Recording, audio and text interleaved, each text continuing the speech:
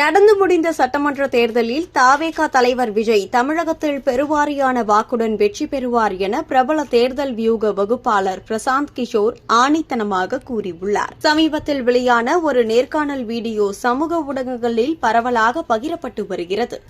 இந்த பேட்டி தமிழ்நாட்டின் 2026 சட்டமன்ற தேர்தல் களத்தில் பெரும் பரபரப்பை ஏற்படுத்தியுள்ளது.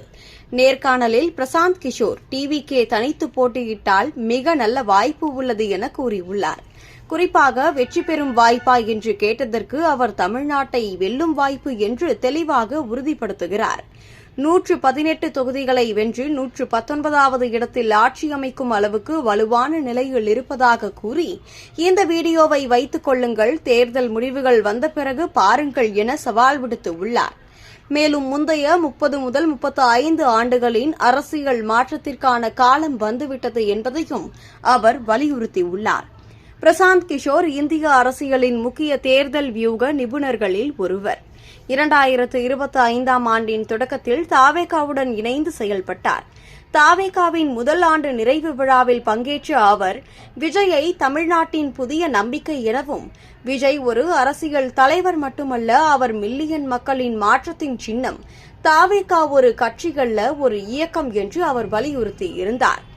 அதோடு பிரசாந்த் கிஷோர் தவேகவுக்கு ஆலோசகராக செயல்பட்ட காலத்தில் கட்சியின் தேர்தல் வியூகத்தை வடிவமைக்க உதவியிருந்தார். அவர் மதிப்பிட்டபடி தவேகவால் தொடக்கத்தில் 15 முதல் 20 வரை வாக்கு சதவீதம் பெற முடியும் என்றும் கணித்திருந்தார். இது தமிழ்நாட்டில் புதிய கட்சி ஒன்றுக்கு கணிசமான தொடக்கமாக கருதப்பட்டு இருந்தது. தமிழ்நாட்டில் அதிமுக, திமுக என்ற இரு திராவிட கட்சிகளின் ஆதிக்கம் நீண்ட காலமாக நீடிக்கிறது. டிவிகே இந்த இரு தரப்புக்கும் மாற்றாக உருவெடுத்து இளைஞர்கள், முதல் முறை வாக்காளர்கள் மற்றும் மாற்றத்தை விரும்பும் மக்களிடையே பெரும் எதிர்பார்ப்பை ஏற்படுத்தியுள்ளது. பிரசாந்த் கிஷோர் போன்ற அனுபவமிக்க வியூகவாதிகளின் ஆதரவு இந்த இயக்கத்திற்கு கூடுதல் வலு சேர்க்கிறது.